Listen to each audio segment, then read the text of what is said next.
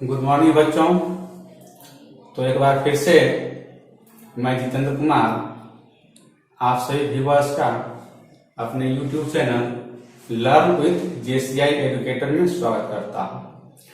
तो बच्चों, आज के इस वीडियो में हम लोग डिस्कस करने वाले हैं क्लास 12 का नया topic electric field lines and their properties, विद्युत क्षेत्र रेखाएं एवं उनके गुणों के बारे में हम आज अध्ययन करेंगे। इस टॉपिक को शुरू करने से पहले यदि हम थोड़ा सा आपसे यह बात करें कि प्रीवियस लेक्चर में हमने आपसे बात किया था इलेक्ट्रिक फील्ड के बारे में। हमने यह जाना था कि यदि कोई इलेक्ट्रिक चार्ज है या चार्ज बॉडी है तो वह अपने आसपास एक ऐसा फील्ड क्रिएट करता है जिसमें यदि कोई दूसरा आवेश आता है तो वह अपने ऊपर एक इलेक्ट्रिक फोर्स एक्सपीरियंस करता है, जिस कारण से वह एक निश्चित दिशा में गति करने लगती है। तो आज हम लोग यही जानेंगे कि उस इलेक्ट्रिक फील्ड को लाइंस रूप में कैसे शो करते हैं, यानी कैसे दिखाते हैं। यदि हम यहाँ पर थोड़ी सी आपसे बात करें, यदि आपसे यह पूछा जाए कि क्या आपने इलेक्ट्रिक फील्ड को देखा है, तो इसका आंसर आएगा नहीं। इलेक्ट्रिक फील्ड को हम लोगों ने देखा नहीं है, हमने सिर्फ उसके बारे में अध्ययन किया हुआ है। तो यहाँ पर थोड़ी सी कॉम्प्लिकेटेड बात हो जाती है कि जिस चीज को हमने देखा नहीं है तो फिर उस पर बिलीव कैसे करें। तो उसका भी एक समाधान होता है, एक सॉल्यूशन है कि उस चीज को हम क्या करते हैं, किस रूप में समझें।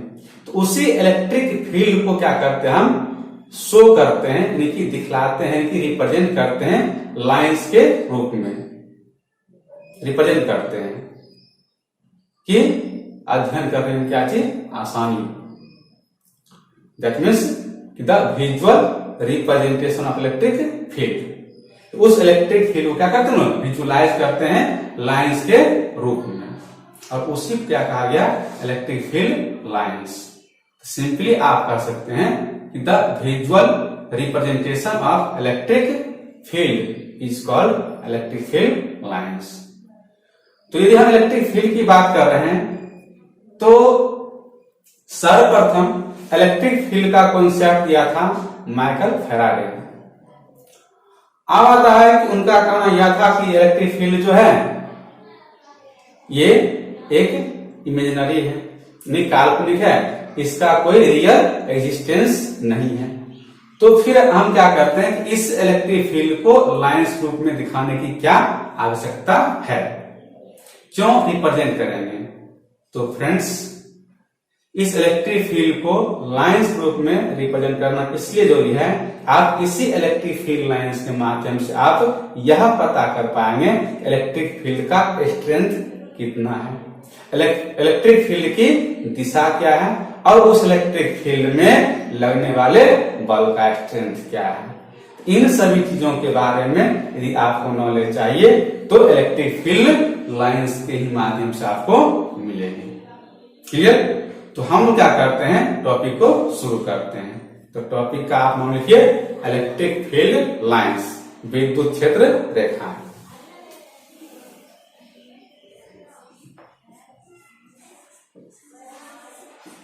विद्युत क्षेत्र रेखाएं, इलेक्ट्रिक फील्ड लाइंस। यदि हम इसके परिभाषा पर गौर करें तो इसको आप परिभाषित कर सकते हैं कुछ इस प्रकार कि वह काल्पनिक रेखा, वह काल्पनिक रेखा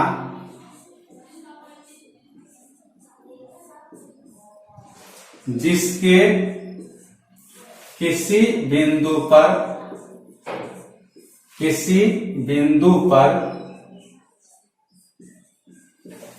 खींची गई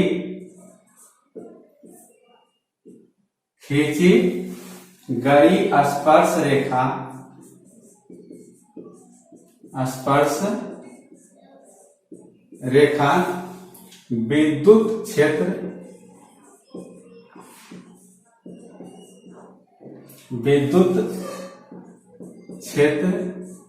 की दिशा को व्यक्त करता है।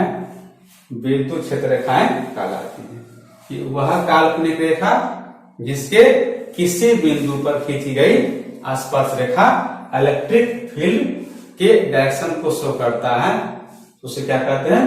इलेक्ट्रिक फील्ड लाइंस कहते हैं।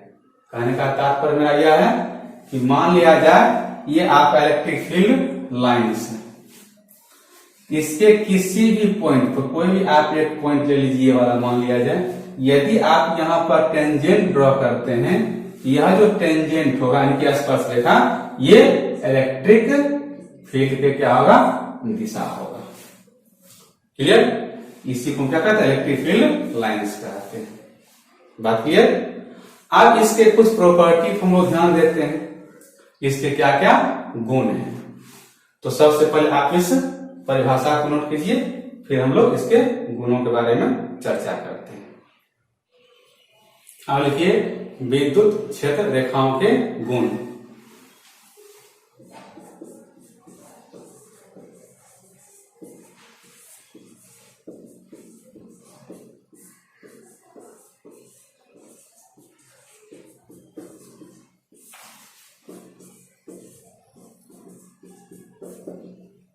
के गुण, property of electric field lines. Clear? तो सबसे पहला इसमें इसका लिखिए गुण। तो सबसे पहला इसका मोस्ट इंपॉर्टेंट प्रॉपर्टी यह है कि यह धन आवेश से प्रारंभ होकर ऋण आवेश पर समाप्त होता है। मीन्स यह धन आवेश से निकलता है और ऋण आवेश पर क्या होता है? समाप्त होता है। तो बहुत ही अधिक इंपॉर्टेंट, क्या चीज इंपॉर्टेंट ये प्रॉपर्टी है। या आप यह भी कर सकते हैं कि विद्युत क्षेत्र रेखाओं की दिशा क्या होता है? धनावेश से ऋणावेश की ओर। तो नंबर 1 लिखिए, यह धन आवेश से प्रारंभ होकर ऋण आवेश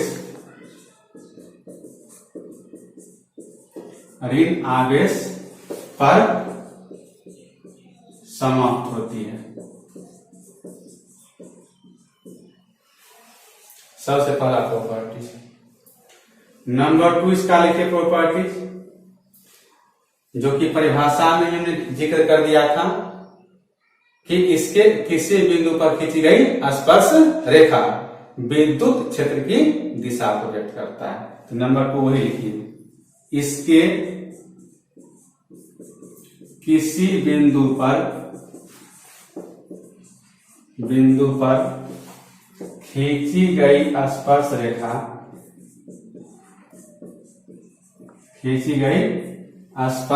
रेखा विद्युत क्षेत्र की दिशा को व्यक्त करता है या प्रदर्शित करता है। यदि इसके तीसरे प्रॉपर्टी पर हम बात करें, जो कि बहुत ही ज्यादा इंपॉर्टेंट प्रॉपर्टी है, तो तीसरा प्रॉपर्टी यह है कि 2 या 2 से अधिक विद्युत क्षेत्र रेखाएं एक दूसरे को प्रतिच्छेद नहीं करती है। तो समझते हैं क्यों नहीं करती है? तो पहले लिखिए,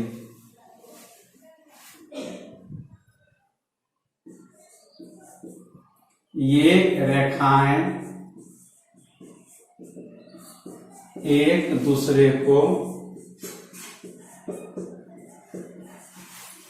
प्रतिच्छेद नहीं करती है,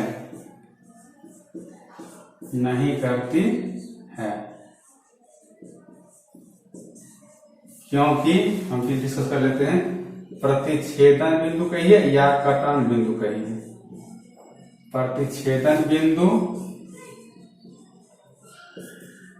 पर विद्युत क्षेत्र की दिशा, विद्युत क्षेत्र की दिशा एक से अधिक होती है, जो असंभव है। तो इसका मतलब क्या है कि मान लिया जाए एक इलेक्ट्रिक फील्ड लाइन्स ये आपका है, एक मान लीजिए ये है, तो दोनों का ये हो गया इंटरसेक्शन पॉइंट, कटन बिंदु। तो आपने परिभाषा बोला कि किसी बिंदु पर खींची गई स्पर्श रेखा वह इलेक्ट्रिक फील्ड के डायरेक्शन को शो करता है।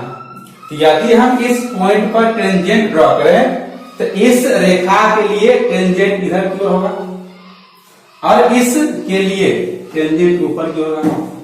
तो आप यह देख रहे हैं कि बिंदु तो एक ही है, तो एक ही बिंदु पर जो इलेक्ट्रिक फील्ड का जो दिशा है वह क्या हो रहा है, भिन्न भिन्न। यहां पर हो गया इस दिशा में हो गया इलेक्ट्रिक फील्ड, यहां पर इस दिशा में।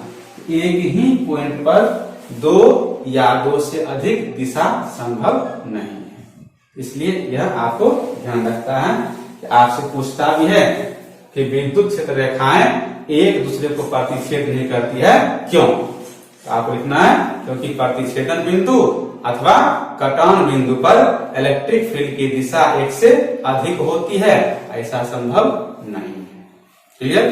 तो पहले इन तीनों पॉइंट को नोट कीजिए। तो इसका चौथा प्रॉपर्टी आप लिखिएगा कि ये रेखाएं बंद लूप नहीं बनाती है। क्या सेंस है, हम डिस्कस कर रहे हैं डिटेल में। पहले लिखिए ये बंद लूप कहिए या वक्र कह सकते हैं, बंद लूप नहीं बनाती है या बनाता है, मीन्स ये क्लोज कर्व का फॉर्मेशन नहीं करता है। हाँ, यदि हम नंबर 5 की बात किया जाए तो पीछे आपने डिस्कस किया था कि सर आपने बताया था कि इलेक्ट्रिक फील्ड लाइंस के माध्यम से हम लोग इलेक्ट्रिक फील्ड के स्ट्रेंथ को पता कर सकते हैं, इलेक्ट्रिक फील्ड के दिशा को पता कर सकते हैं न, इन सारी बातों को हम याद कर सकते हैं। तो टेंजेंट ड्रॉ करेंगे तो दिशा मिल जाएगा, but strength of electric field कैसे फाइंड आउट पता करेंगे। यदि इस पर विचार किया जाए तो किसी भी इलेक्ट्रिक फील्ड का जो स्ट्रेंथ है वह इलेक्ट्रिक फील्ड के डेंसिटी का क्या होता है, डायरेक्टली प्रोपोर्शनल होता है। दैट मीन्स ये होगा कि जिस जगह पर इलेक्ट्रिक फील्ड लाइंस क्या होगा, पास पास होगा, उस जगह का इलेक्ट्रिक फील्ड क्या होगा, प्रबल होगा, यानी कि स्ट्रॉन्ग होगा। और जहां पर इलेक्ट्रिक फील्ड दूर दूर होगा वहां पर क्या होगा, वीक फील्ड होगा। तो आप सिंपल इस रूप में कह सकते हैं कि नंबर 5 में जिस स्थान पर विद्युत क्षेत्र रेखाएं, विद्युत क्षेत्र रेखाएं पास पास होती है वहां विद्युत क्षेत्र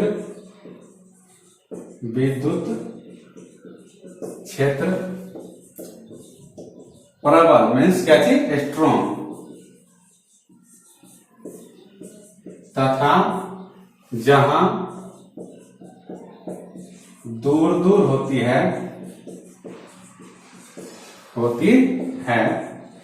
वहां विद्युत क्षेत्र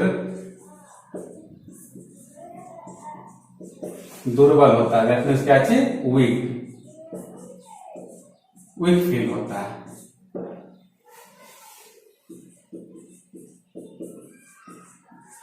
जैसे हम बात किया जाए, यदि इस तरह का हम डायग्राम मान लो बना दिए,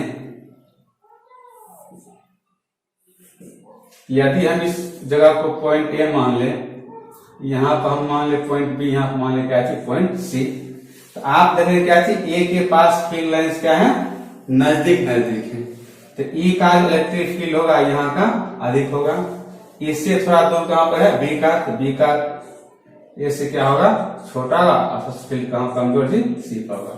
मीन्स इलेक्ट्रिक फील्ड जो होगा सबसे अधिक स्ट्रेंथ कहां होगा ए का, and then at point B and at C. ये कुछ प्रॉपर्टी है इसके, आपको ध्यान रखना है। ये था आपका electric field lines and their properties, जो कि आपके बोर्ड एग्जाम में भी ये क्वेश्चन आते हैं। अब आता है कि इसको हम लोग रिप्रेजेंट कैसे करते हैं, that means representation of electric field lines. तो प्रॉपर्टी ध्यान रहेगी तो फील्ड लाइंस आप इजीली ड्रॉ कर लीजिएगा। क्लियर, इस बात को पहले नोट कर लें। तो आगे देखिए, representation of electric field lines, विद्युत क्षेत्र रेखाओं का निरूपण।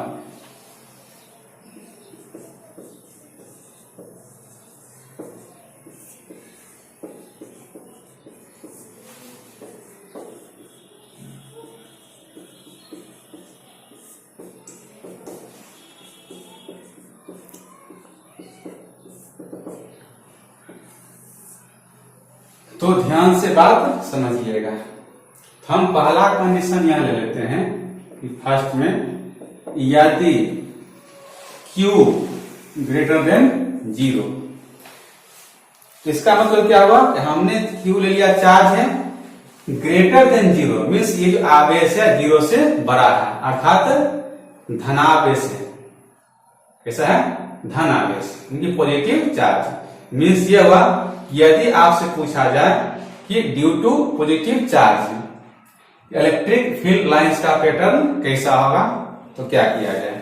तो प्रॉपर्टी नंबर 1 हम आपसे बात किए, क्या बात किए कि इलेक्ट्रिक फील्ड लाइंस धन आवेश से निकलता है और ऋण पर जाकर के समाप्त होता है। तो ड्यू टू पॉजिटिव चार्ज है, हम क्या करते हैं, हम पहले पॉजिटिव चार्ज ले लिए, ये हो गया क्या चीज आपका धन आवेश। Q ग्रेटर देन 0 मीन्स धन आवेश के कारण। अब प्रॉपर्टी पर ध्यान दिया जाए तो धन आवेश से निकलता है, तो जब धन आवेश यहां पर है तो ऋण कहीं और होगा। क्लियर, तो धन से निकलता है की ओर, आप धन से निकालिए, ऋण कहीं और होगा, उधर अपना चला जाएगा।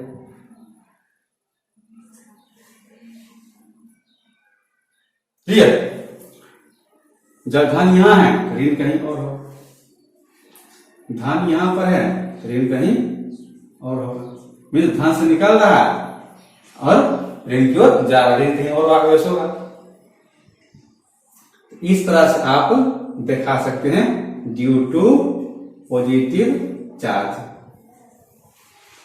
धन आवेश से ऋण की ओर, धन यहां पर है ऋण कहीं और होगा। तो आप क्या करते हैं, यदि हम क्या करते हैं, इसको सेंटर मान करके इसके रेडियस का एक सर्किल ड्रॉ करते हैं। आप यह देखिएगा, ये क्या चीज है, इस सर्किल के केंद्र से क्या ये बाहर की ओर जा रहा है, इसलिए आप इस पैटर्न करते हैं radially outward, RADIA radially outward, means धन आवेश के कारण जो इलेक्ट्रिक फील्ड का पैटर्न होगा वह रेडियली आउटवर्ड होगा। क्लियर, केस हम 2 ले लेते हैं, if Q less than 0 means आवेश जो है वह 0 से छोटा है, अर्थात आवेश में क्या होगा ऋणात्मक, means due to negative charge. तो जब ऋण आवेश कारण कर रहा है, पहले आप ऋण आवेश ले लीजिए, हो गया।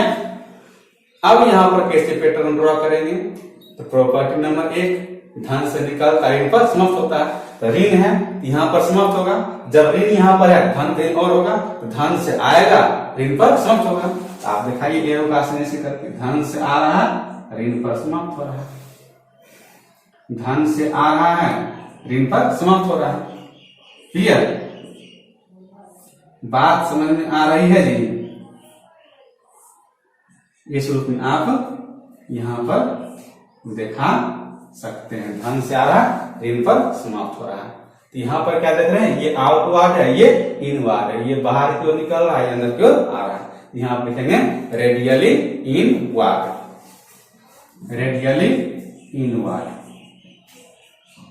रेडियली इनवार्ड मीन्स ये बार due to positive charge radially outward and due to negative charge radially inward. ये आपको पैटर्न ध्यान रखना। ये हो गया धन आवेश कारण, ये ऋण आवेश कारण। क्लियर? नोट कीजिए।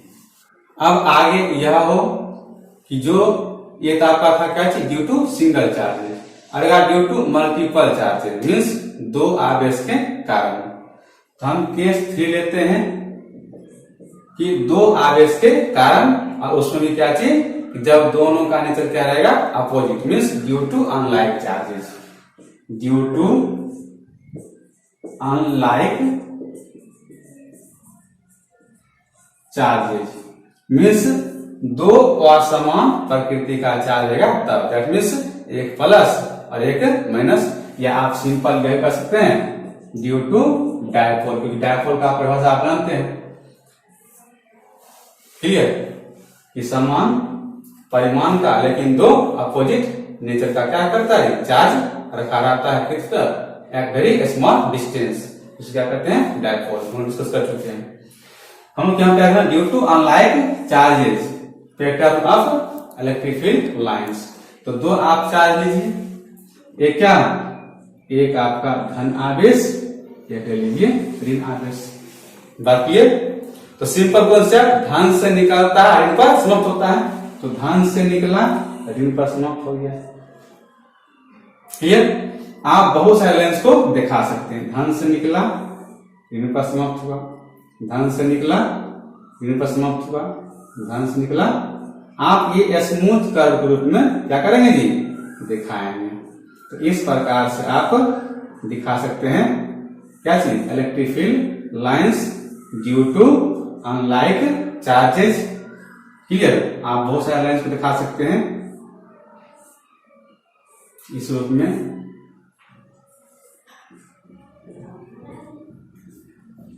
प्लस का चिन्ह है आउटवर्ड, इधर आएगा लाइंस, ये आपका इनवर्ड। ये हो गया आपका ड्यू टू अनलाइक चार्जेस और ड्यू टू डायपोल। क्लियर? इस प्रकार से आप दिखा सकते हैं इलेक्ट्रिक फील्ड लाइंस को। क्लियर? नोट कीजिए। अब हम देखते हैं केस 4 कि ऐसा हो जाए, इसे आपके मन में प्रश्न आ रहा होगा सर, कि ऐसा हो जाए कि जब दोनों चार्ज का नेचर क्या रहेगा, सेम रहेगा, means due to like charges, तब क्या करेंगे। तो case 4 due to like charges means जब दोनों चार्ज का नेचर क्या रहेगा, सेम रहेगा, तब क्या होगा। तो इसमें भी हम क्या करते हैं कि कंडीशन ए ले लेते हैं। सर चार्ज का नेचर तो सेम है, बट दोनों का जो मैग्नीट्यूड है यानी कि स्ट्रेंथ क्या है, सेम रहेगा, तब क्या होगा, और स्ट्रेंथ अलग अलग रहेगा, तब क्या होगा। क्लियर? इसमें हम पहला कैसे लेते हैं, इफ Q1 इक्वल्स टू क्या चीज, Q2 मीन्स दोनों आवेश का जो स्ट्रेंथ है यानी कि मैग्नीट्यूड क्या है, सेम है, तब क्या होगा।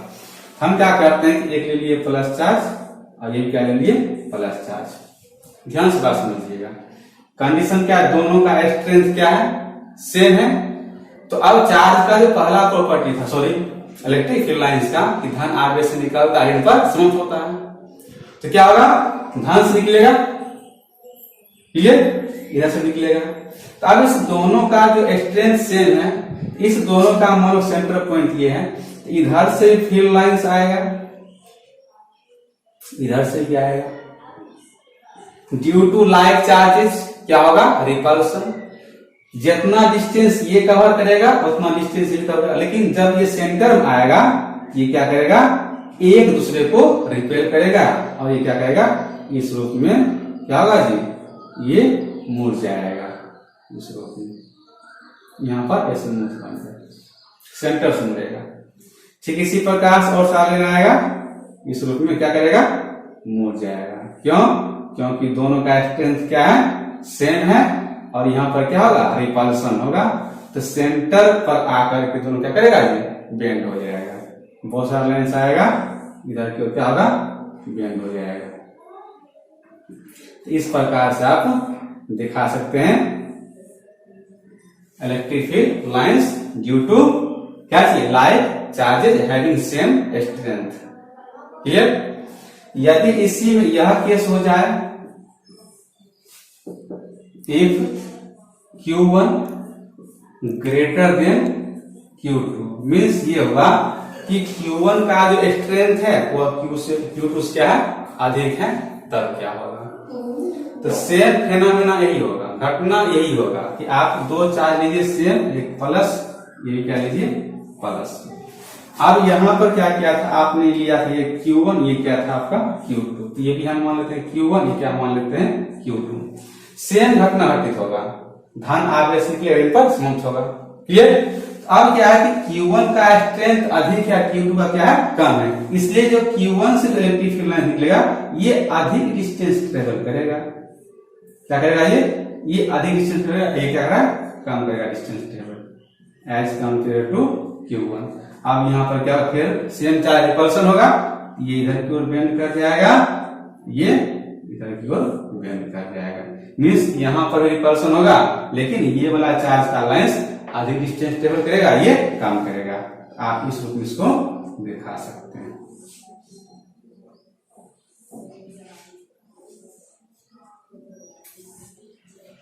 क्लियर?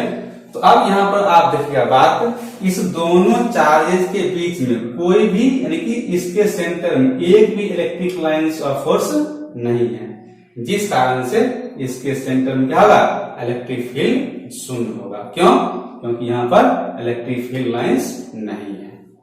क्लियर? लेकिन दोनों आवेशों के केंद्र में इलेक्ट्रिक फील्ड क्या होगा, शून्य होगा, क्योंकि यहाँ पर एक भी इलेक्ट्रिक फील्ड लाइंस नहीं है।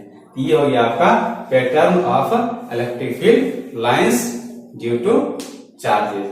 हमने अलग अलग तरीके से बात किया।